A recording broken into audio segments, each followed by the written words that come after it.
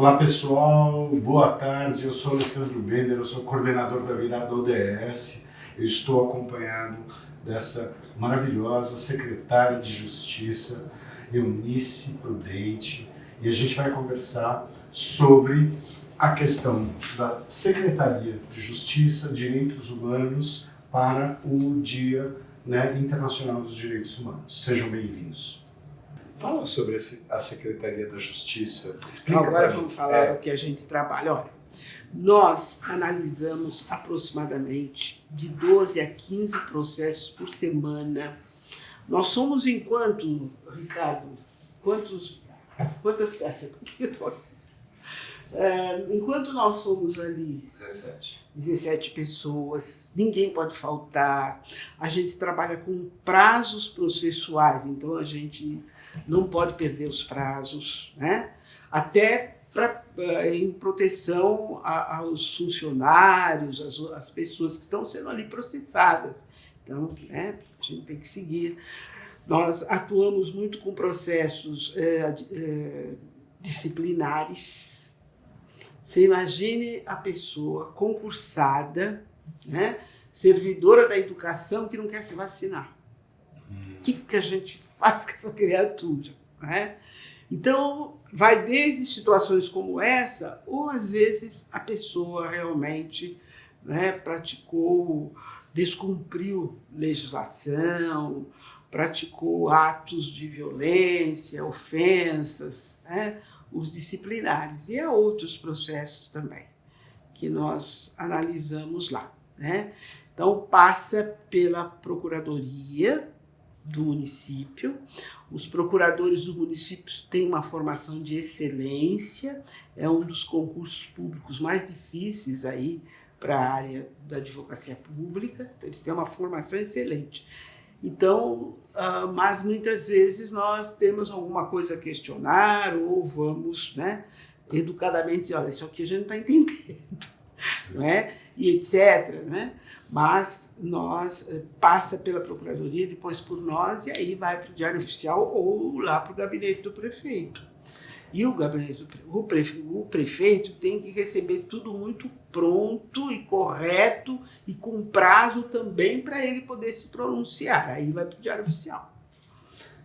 Essa distribuição é uma distribuição que eu acho que não só eu não sabia que existia na Justiça. Ela é a primeira secretaria, historicamente. Ela se chamava Secretaria de Negócios Jurídicos da Prefeitura. Sim. Historicamente, na formação da municipalidade, ela vem assim, uma das primeiras. Depois fomos reconhecendo, por exemplo, os direitos humanos e tal, vieram as outras, uma Secretaria Municipal de Habitação, por exemplo, uma Secretaria Municipal de Direitos Humanos, uma Secretaria de Assistência Social e Cidadania, porque a assistência social durante muito tempo foi visto assim como esmola, como doação, e não é, está na Constituição. Assistência social é direito. Interessante, porque parece que elas surgem, elas vão se ramificando. E elas são reconhecidas como conquista. Houve gente que morreu para que a gente tivesse essa Constituição de 88, que hoje é tão boa, tão completa, mas é conquista. Tudo não tem direito dado, não, tudo é conquistado. Porque é assistência social, porque a previdência social, e aí vem das instituições para as quais a pessoa contribuiu. Mas na assistência social, a pessoa não precisa ter contribuído para nada, ela está numa situação de penúria, ela está no estado de necessidade, ela tem o direito de ser atendida. Daria para dizer, secretária, que, pelo que eu estou entendendo, daria para dizer que, de certa maneira, é originário. Você tem essa secretaria, que ela é originária, e cada desmembramento disso, de certa maneira... Eu diria que é uma humanização do governo municipal. Uma humanização do governo municipal, Então, a gente usa até o termo reconhecer, vai reconhecendo situações. Por que reconhecer? Porque são direitos que a pessoa sempre teve. Mas não era reconhecido nem pela Constituição, nem pela lei, nem nada. Agora o é. Né? Então, e a valorização desse direito de moradia, né? Então, a pessoa precisa estar localizada até para ela poder receber os demais serviços públicos. Porque se ela estiver aí na rua, é muito difícil atendê-la. Por isso que quando se vai à rua conversar com as pessoas, eu já fui com o prefeito 2 vezes, acho que todo mundo da prefeitura já fez isso. Você conversa com as pessoas, é uma questão de convencimento. Né? Então, se todas as pessoas que estiverem na rua forem para os abrigos, acho que vai faltar abrigo. Mas há vaga nos abrigos, as pessoas não querem ir para o abrigo. Elas falam, não, é muito ruim. Não, e me maltrataram. Mas aonde? Conta para mim qual foi, né? O local que você foi mal atendida, que você sofreu alguma violência, o que aconteceu? Né? Então, daí uma outra realidade. É uma construção. O principal profissional da prefeitura é o assistente social. O assistente que ele é social. A pessoa que está ali Que no contato. chega ali, porque eu já fui 2 vezes lá na Cracolândia com o prefeito, você conversa com as pessoas, mas a gente não sabe conversar, a gente se emociona, porque, nossa, né, o que eu faço? Fora da realidade. Né? Né? E ele se assusta. O assistente social, não, ele vai lá, ele estudou para isso. Ele sabe, né, conversar e é um convencimento. Um pai levou 6 meses para poder se aproximar da filha dele que estava na Cracolândia. Os traficantes não deixam, porque aquelas pessoas são escravizadas. Então eles não querem perder o escravo. Sim. Então ele não conseguia chegar à filha dele. Levou 6 meses. Ele foi, conseguiu falar com a filha dele, tirou a filha dele de lá. Pode ser que venha uma recaída, etc. Mas ele tirou a filha de lá. Né? Então esse é o serviço que o assistente social faz. Não é a polícia, não é nem nós advogados, não é ninguém. É o assistente social que sabe conversar. Ao ouvir você falando, me dá a sensação de que a Secretaria da Justiça, como na imaginação das pessoas, como se fosse um lugar estanque. Na verdade, a justiça está acontecendo como um grande processo entre vários lugares. É isso. Acredito que sim, porque na história municipal brasileira, essa secretaria é a primeira. Depois vão surgindo outras historicamente, porque o Brasil... não sei se eu estou falando demais, me desculpe. Porque o Brasil, em 1891, né, adotou... Uma criança, praticamente. Adotou as instituições políticas dos norte-americanos. E lá, eles têm um outro histórico, uma outra formação. Né? Então, a União, o governo federal, os estados federados, pode ver que os estados federados lá têm uma total autonomia no direito civil, no direito penal, um tem pena de morte, outro não tem. Cada um tem praticamente cada um tem o seu direito. E eles têm uma Constituição de 1787, é algo do século XVIII. Claro. Que é meio da época da Revolução Francesa, bate um pouco, né? Ela é anterior. Ela é anterior. Aí depois ela vai sofrendo as emendas, né? Ela vai sendo emendada, mas de qualquer forma, ela não é como a nossa. A nossa é atual, ela fala da moradia, ela fala de racismo, ela fala de terrorismo. A nossa é atual, é muito diferente da deles, né? E é para um Brasil como um todo. Né? Aí você tem constituições até estaduais e tal, mas é praticamente uma repetição da federal, porque o direito civil brasileiro é um só, o direito penal é um só, o direito tributário é um só, vem assim, no Brasil é diferente deles.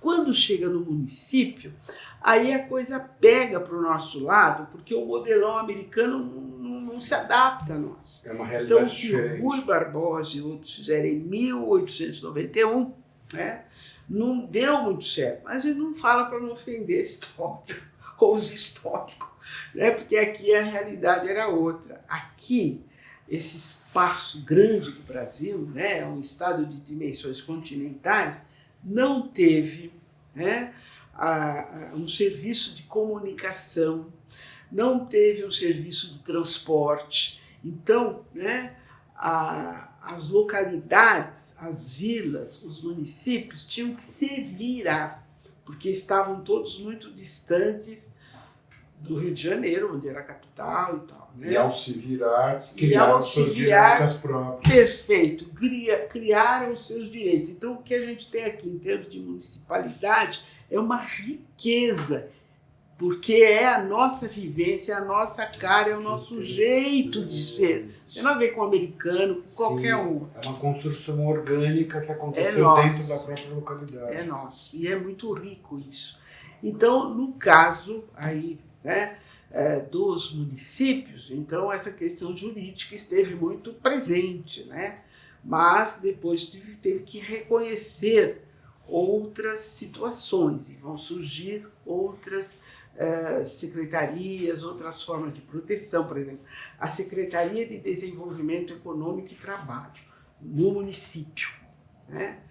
É algo nosso, é a nossa cara. E veja os serviços que essa Aline Cardoso, né, que essa secretária Aline Cardoso faz, eu já vi, né?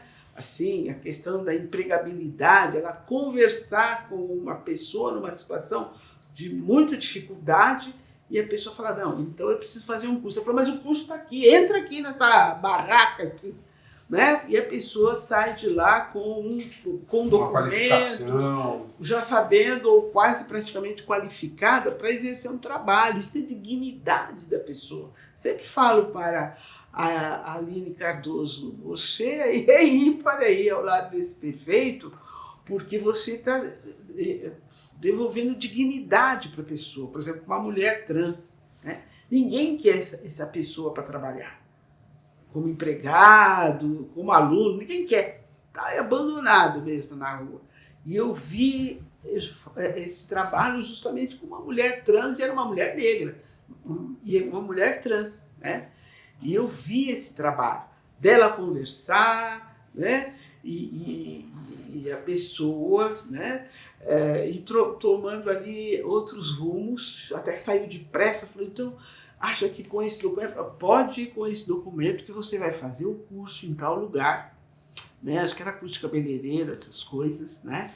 E depois você vai voltar na coordenadoria X da secretaria para se empregar. Mas antes você tem que fazer esse curso.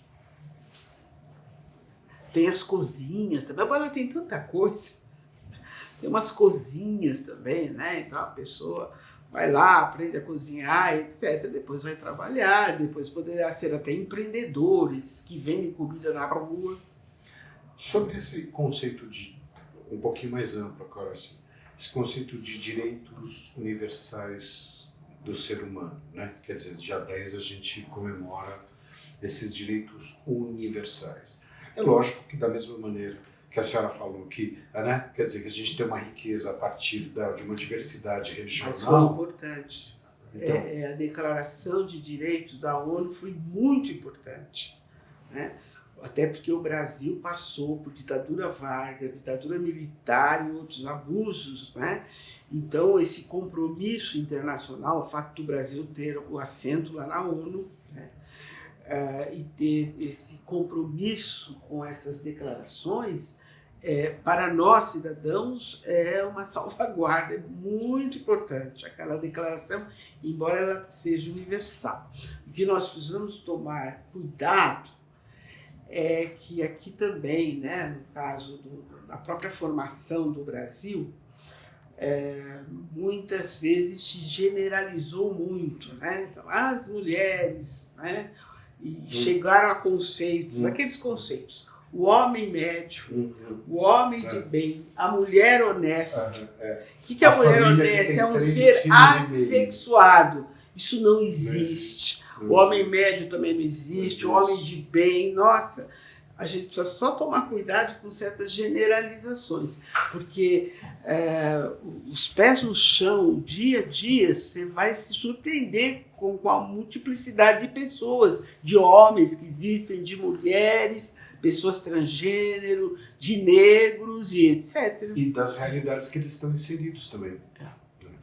Então, é um parâmetro, um parametrizador Mas, importante. de qualquer forma, até porque tínhamos o mundo, né, tinha saído da Segunda Guerra Mundial, muito importante aquela declaração. Por isso que depois vem outras especificando mais, né, essa última que temos, né, que é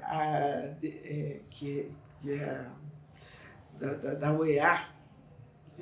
Há uma declaração de direitos que foi ratificada pelo Brasil em 2022, foi até o Bolsonaro que ratificou, já é direito brasileiro, né? Então, esta declaração é bastante específica contra todas as formas de discriminação, né? E foi aprovada pelo Congresso Nacional da mesma forma como eles aprovam as emendas constitucionais.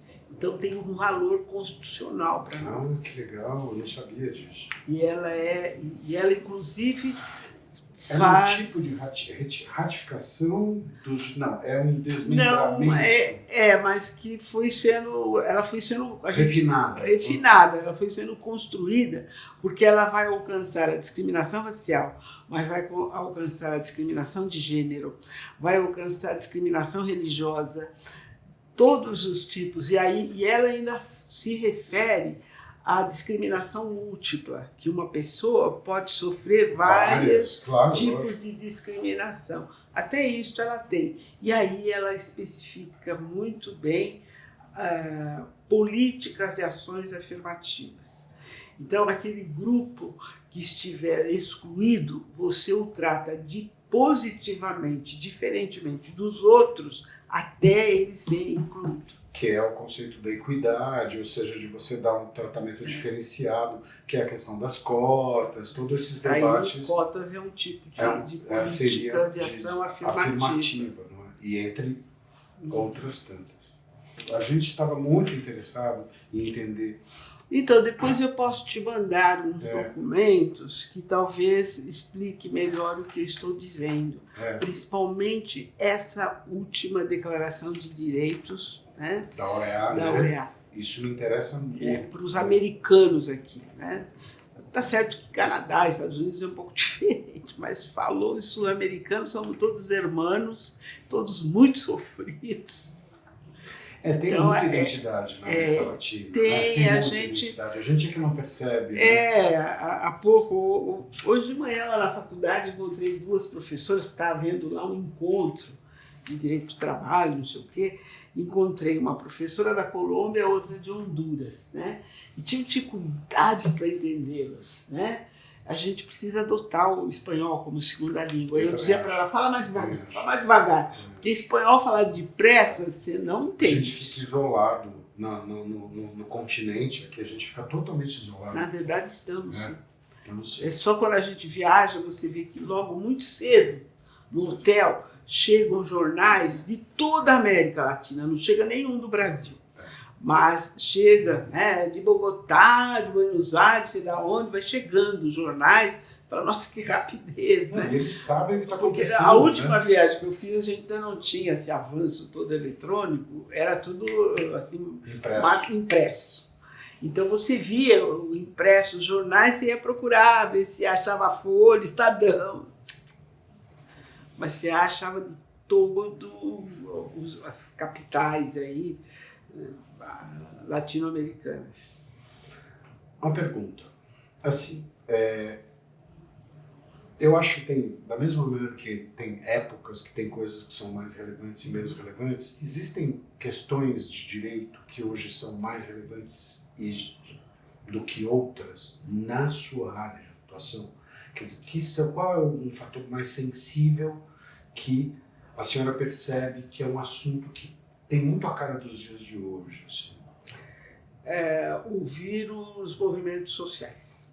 Ouvir os movimentos sociais. Ou seja, Mas uma postura de escuta ouvir mesmo. né? Ouvir assim como a gente está aqui, né? É sentar, conversar, né? Porque os movimentos sociais estão mais avançados do que as academias. No sentido de legitimar muitos pensadores, inclusive. Né? Eu fiz uma viagem na semana passada e conheci pessoalmente, lá no Supremo Tribunal Federal, o Preto Zezé. Maravilhoso. Ele então, o responsável, o presidente também, eu nem sei como eles falam, mas o responsável pela essa central única das favelas. Quem ouvia favelado no Brasil? Que valor tinha a comunidade favela nesse Brasil? Mas nem aí. Né? Nem governo e nem a iniciativa privada. Né? Hoje já está bem diferente, graças aos movimentos sociais. Na verdade, é uma história ali, né? Ali. Na verdade, é uma história. Essa ditadura militar foi muito violenta e os movimentos sociais tiveram que se unir contra um inimigo comum. E eles cresceram muito qualitativamente. Sim. Né? Porque o meu pai era metalúrgico, minha mãe era tecelã. Os dois sindicalizados, se conheceram até engajados, né? Assim e tal. Né? Mas nos sindicatos não podia falar da questão da mulher trabalhadora, não podia falar da questão do negro, porque senão estaria descumprindo as ordens marxistas e dividindo a classe trabalhadora, sei lá o quê. Né? Então, não havia. Depois, quando, no caso do movimento de mulheres, o feminismo, a gente chama de feminismo hegemônico, porque eram formados por mulheres brancas, exatamente, de uma determinada classe social, com nível universitário, etc. Tomando um chazinho. Então, que tem seu valor. Elas têm o seu valor, porque elas traziam denúncias. Eu mesmo cheguei aí à frente das mulheres feministas de São Paulo, um movimento que existiu aí, acho que já era década de 90. Né? E eu me lembro, né, do que nós chamamos hoje de violência financeira, não, violência patrimonial, né, contra a mulher. Então, no âmbito da família, como elas eram maltratadas, e até depois eu dizia em casa, nossa, elas são brancas, muito ricas, mas eu acho que eu estou mais feliz que ela na minha pobreza de trabalhadora. Porque, nossa, como elas são enganadas. Então, isso. Eu conheço assim, várias histórias dessas. Mas assim, eu saía de lá assim, pequena, de tão mortificada. Falei, gente, que horror! Que os irmãos enganam a irmã, o pai, deixam ela totalmente... Aí o marido, a mulher. A mulher não sabe o que o marido tem. E aí, quando o marido falece, por exemplo, ou há uma separação, ela pensa que tem um patrimônio, mas ela foi totalmente enganada e vai por aí afora. Né? Então, esse feminismo hegemônico mudou. Ela conseguiu ver a mulher negra, por quê? Porque as negras foram lá. Sim. Porque era um momento de ditadura, estava todo mundo muito unido, né, para se defender, e o movimento negro estava lá, e lá estavam também as mulheres negras. Né? Por assim dizer, dentro do mesmo guarda-chuva, já que tinham um objetivo em comum. A partir do momento que esse objetivo em comum... E aí se quebrou muito pau para fazer uma manifestação de rua, para redigir um documento, para discutir ideias, aquilo levantava poeira. Eu me lembro da professora Ruth Cardoso, por exemplo, mas ela quase se pegou com uma liderança do movimento negro, que até era uma atriz. Falei, gente, as duas vão se pegar ali, vai pegar mal, porque tá imprensa aí, tava tudo mal. Mas eram umas brigas assim, homéricas. Mas valeu. Valeu, porque hoje nós temos uma sociedade civil muito informada. muito atuante o Ministério Público, entrou com uma ação civil pública em face do governo do Estado de São Paulo por violências praticadas pela Polícia Militar do Estado de São Paulo. Não era o Tarcísio, era o anterior a ele, o nosso amigo lá. O anterior ao Tarcísio, como é que era o governador? Era o Rodrigo Garcia? Não, o Rodrigo Garcia era vice do... Dória. Era o Dória. Dória que era o governador na época, né? Entrou. E aí, na faculdade, nós fomos analisar a inicial do Ministério Público. Ela se baseou... É a petição inicial, que começou o processo contra o governo. As informações todas extraídas do Fórum Brasileiro de Segurança Pública e de uma outra... Eu Sou da Paz, né? Tem aí a instituição Eu Sou da Paz. O Ministério Público foi, né? Tinha informações oficiais, né? Do IBGE, né? Tantos negros que nasceram, não sei o quê, tinha essas informações. Mas tinha muitas informações da sociedade civil. Ainda falei para os alunos, olha, aonde o Ministério Público foi se informar? Na sociedade.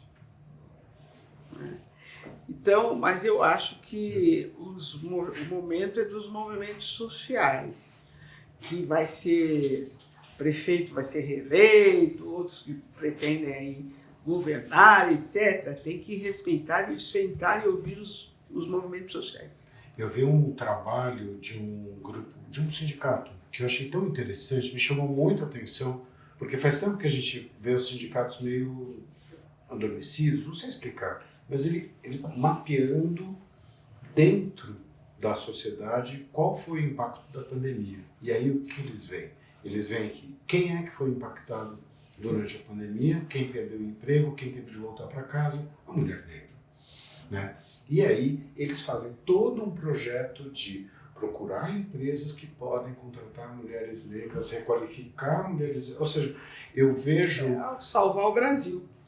Eu vejo... Tirar o Brasil da miserabilidade, porque não faz sentido, né, nesse capitalismo brasileiro, pop é tudo, pop é não sei quem que produz tanto alimento e tal, mas há, né, famílias passando fome, há famílias, né, sem teto, sem terra, mas isso está em dimensões continentais. Eu acho que os estrangeiros ficam olhando e falam, mas o que acontece lá no Brasil? Como uma pessoa pode ir no Brasil não ter teto, não ter terra? Então, tem alguma coisa errada aí, né? Então, estas situações, né, nos levam, tudo tem que ser repensado. E os movimentos sociais é o agora, é o já. Eu percebo. Eles estão com a mão na massa. E eles estão... Não é a tese, não sei de quem, de não sei de que ano. É agora. O que eles cuidam é do agora. Né? Aquele Instituto Ethos, me parece que foi a primeira instituição da sociedade civil que fez uma pesquisa com a iniciativa privada, com as diversas empresas, a respeito da discriminação racial no mercado de trabalho.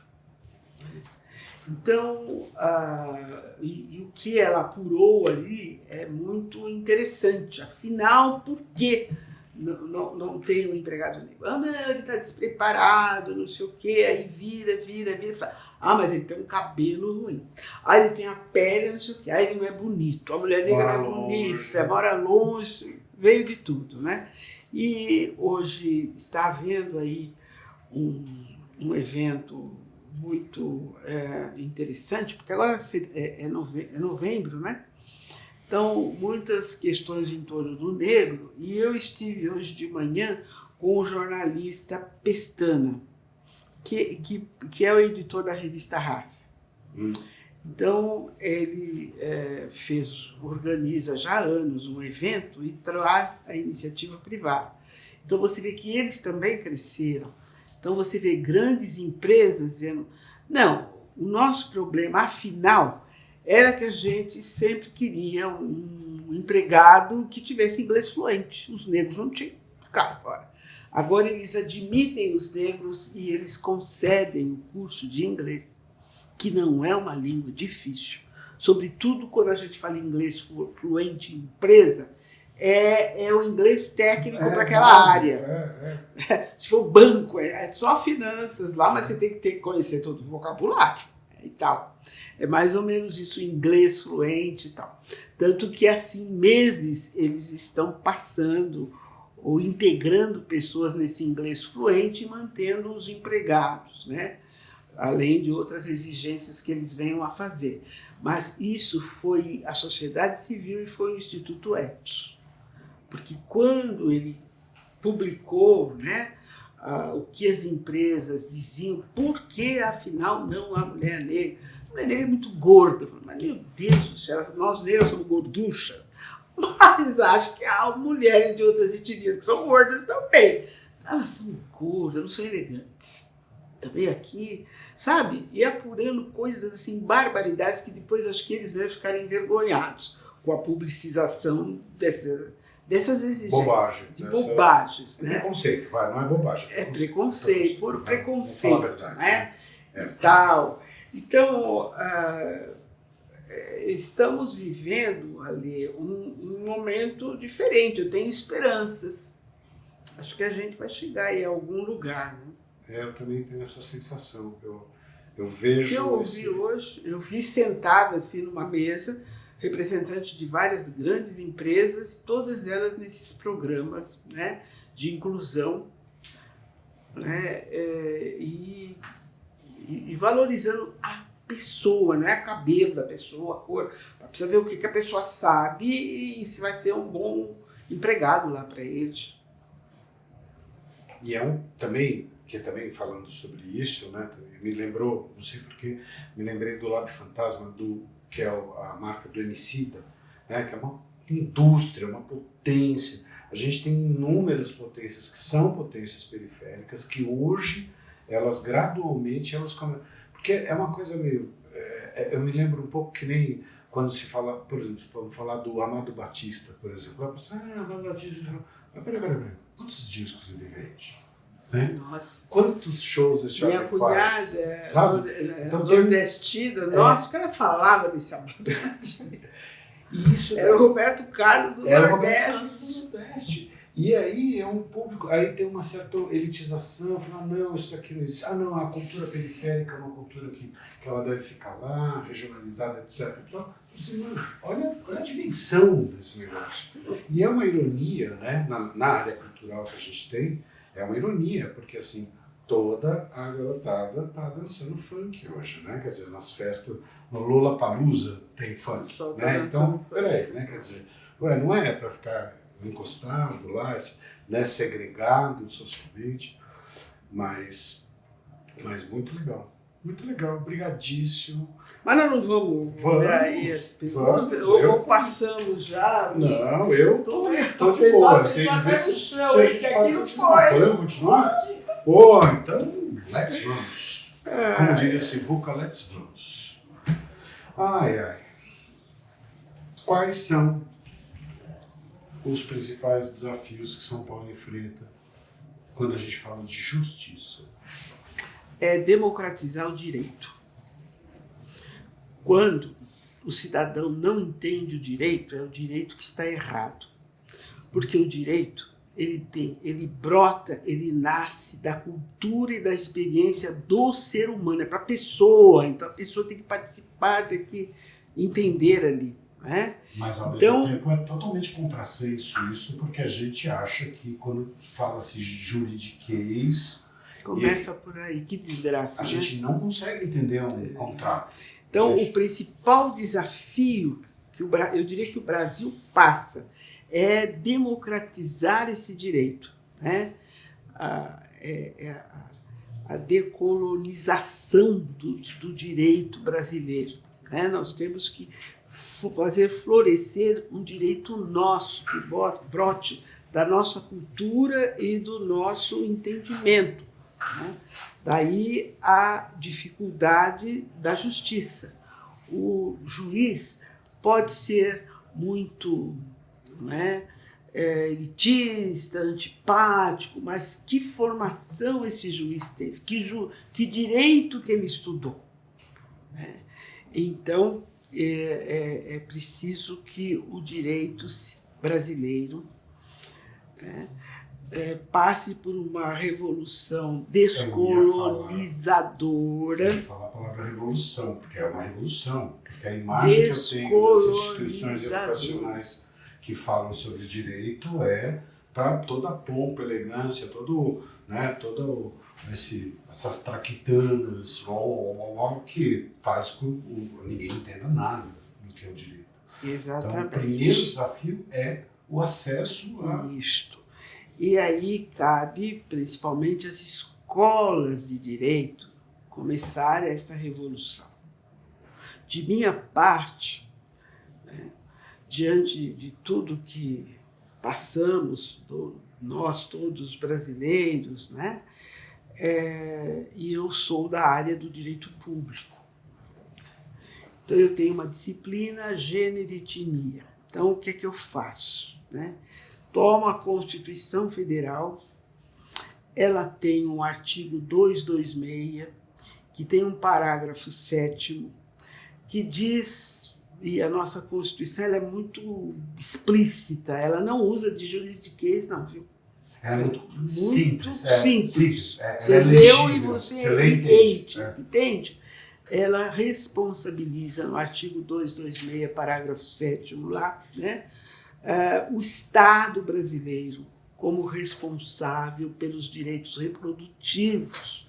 O Estado, né, precisa transmitir aos cidadãos, né, todos os conhecimentos técnicos e científicos para a formação de uma família. Mas não é isso que ocorre.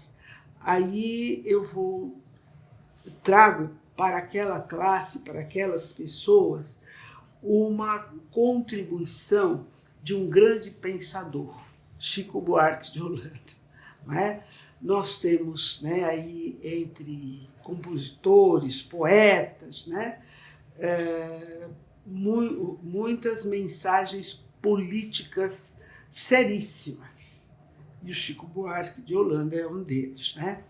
Então, quando o Chico Buarque apresenta, né, para a sociedade a poesia Meu Guri, há no Brasil, na nossa cultura, uma musicalidade, as pessoas gostam de cantar, de dançar, e saem cantando e dançando sem parar um minuto para pensar na mensagem do poeta que está ali naquela música. Então, as pessoas vão aos livros, vão, mas as músicas eles conhecem mais depressa. Então, vamos lá, o Meu Guri, né? Então, é uma mulher falando, né, que ela nem sabe como ela engravidou, que não era a época do rebento dela arrebentar. É o que está lá, né? E nasceu, né? Então, a gente vê que o filho dela é um adolescente muito inteligente, muito esperto, só que ele é ladrão. Sim. Ele rouba e leva as coisas para ela. E ela está numa situação tal, né, de cuidadora dele, da família, que ela não percebe que tudo que ele está trazendo para casa é roubado. Né? E aí um dia ele é morto. Mas antes disso ela diz que ele aparece nos jornais com uma venda, porque ele tem menos de 18 anos, né? Então ele está nas páginas dos jornais e para ele está famoso. Até que um dia ela o encontra, ou ele é morto, né? Então ela fala que ele parece que está rindo, mas ele está morto pela polícia, e etc, etc. Não é? Então, né, esta é uma mensagem muito triste, muito grave e muito nossa,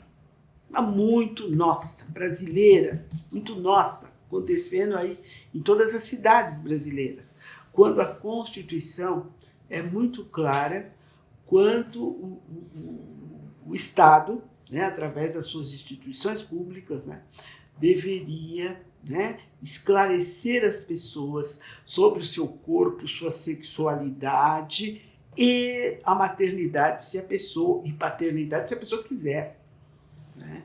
É bem nesse sentido que está a Constituição, que a pessoa não pode ser obrigada a ter ou não filhos, mas a pessoa precisa ser esclarecida. É uma leitura obrigatória, né? Obrigatória. Porque no histórico das nossas constituições, a atual, ela adveio desses movimentos sociais lutando contra a ditadura. E aí eles ficaram lá fazendo toda aquela pressão parasília que parecia que o mundo ia acabar, né, ali naquele momento. Mas eles tinham razão, era um momento muito grave, muito importante. Tanto que a reforma agrária que está na Constituição Federal não é dos movimentos sociais. E eu me lembro bem, eles não conseguiram, né? A questão fundiária entre nós é tão grave, né, que eles formaram assim uma barreira ali, formaram um centrão. Foi ali que surge. Eles formaram um centrão para poder barrar a reforma agrária que vinha dos movimentos sociais. O máximo que se conseguiu, né, foi realmente a perda de terra para formar assentamentos, mas é da área da propriedade rural improdutiva, que às vezes é difícil até de se provar quando é produtiva ou improdutiva, né? Não sei se você se lembra do governador Orestes Queiroz. Esse era um dos casos de gente que tinha terra, falava, é improdutiva. E aí ele vinha com laudo dizendo, não, é produtiva sim. Bom, mas enfim, é o passado político recente, que muita gente mais velha se lembra. Mas a verdade, né, é que fizeram essa barreira, né? E como a política ela é maravilhosa porque ela é inexata. Você não consegue fazer previsões no âmbito da política, não consegue mesmo. Então eles formaram esse centrão e começaram a barrar tudo. Então esse próprio artigo 226 que se refere à família, o movimento feminista, o movimento LGBT, que era até mais fraco. Eu acho que o movimento feminista era mais forte, dizia, não coloca homem e mulher na Constituição, né? Porque vem aí um outro público, né? A pessoa transgênero, vem outras coisas aí. A diversidade. É melhor falar a pessoa humana.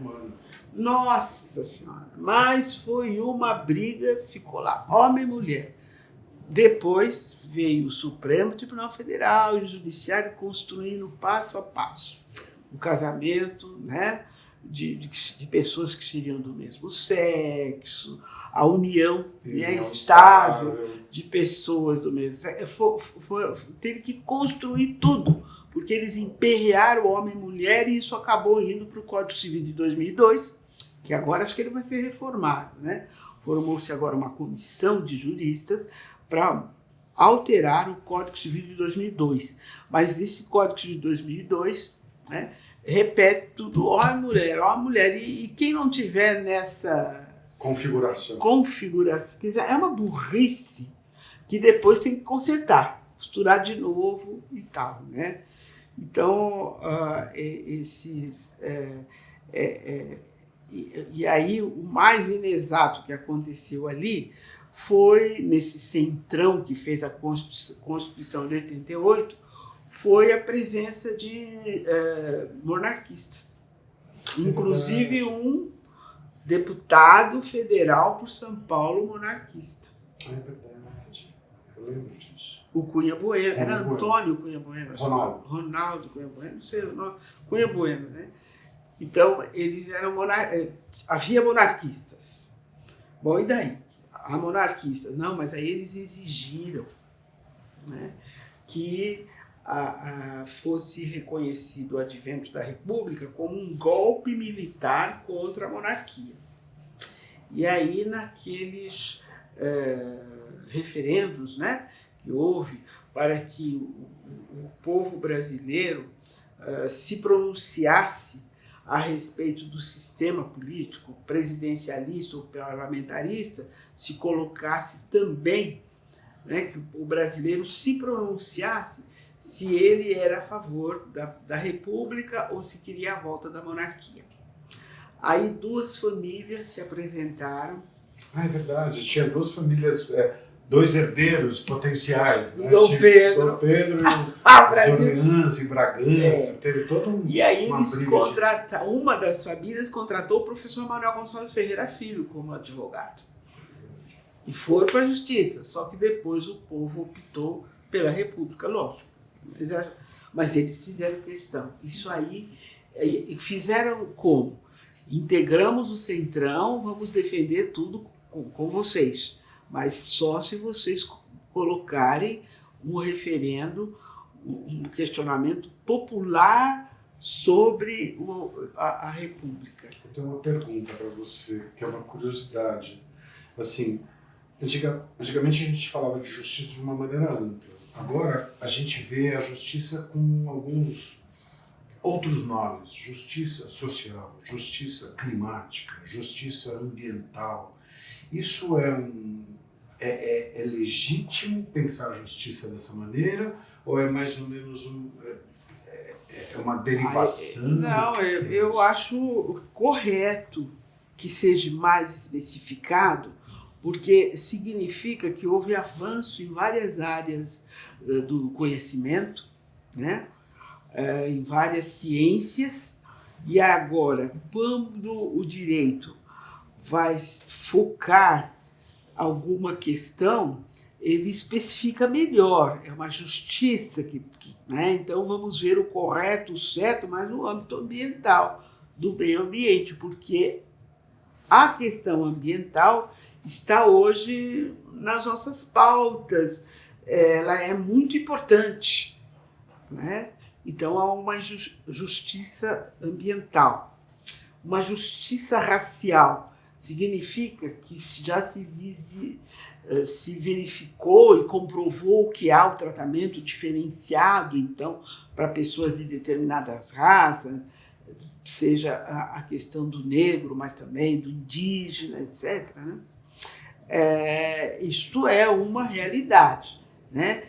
Então, a justiça, né? Vamos fazer justiça aos discriminados, uma justiça de natureza racial, porque várias áreas do conhecimento cresceram e o direito tem que reconhecer isso. Eu tenho uma dúvida minha, eu tenho uma dúvida mesmo, que sempre ouvi falar nisso daí, eu queria tomar a liberdade de perguntar para você, que é o seguinte: eu sempre ouvi algumas pessoas chegando falando do limite, e aí é uma coisa para mim, talvez seja muito simples a minha pergunta, eu peço desculpas, mas é a questão do que é moral ou do que é legal, né? E assim, a gente vê que é uma dinâmica numa sociedade daquilo que é moral, daquilo que é legal, né? Então, por exemplo, sei lá, o apartheid na África do Sul era legal, mas era imoral, né?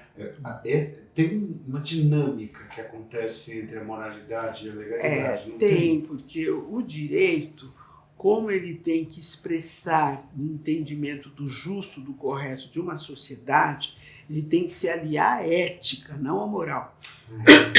É a ética. O que é certo, o que é errado é errado. Sim é sim, não é não. É lá que o direito tem que se apegar. Não a moral. E não na moral. A moral muda. Ela muda a cada instante. Ela muda no tempo, no espaço, e como há classes sociais, classes dominantes querem que a sua moral prevaleça. Claro. Né? Então, o direito deve ir à ética. Por isso que esses representantes do povo, todo lá, 513 deputados, 81 senadores, aquelas pessoas todas, tinham talvez que passar por um letramento, não? Porque é um horror o comportamento deles. É um horror. Né? Então, deveriam passar por um letramento e falar: olha, aqui é uma questão de ética, não é o que o senhor pensa lá onde a sua família é dona das terras, não. Aqui são todos os brasileiros. Né? Foge um pouco daquele... Excelente. Muito obrigado. Tá bom. Você é o máximo. Não sou, Não venha não. com papo de bruxa, não. Ninguém acredita nisso. Não. Eu, quando fui, falei, vou conversar com o Eunice Prudente, todo mundo... É mesmo? É verdade. Tô Você não sabendo. acredita? Olha a cara deles aí, ó. Eu tô achando que eles estão com ar cansado. Não. Eu falo. Horas. Obrigado, secretária. Obrigadíssimo. Obrigado pela paciência e obrigado Não, pela imagina. conversa.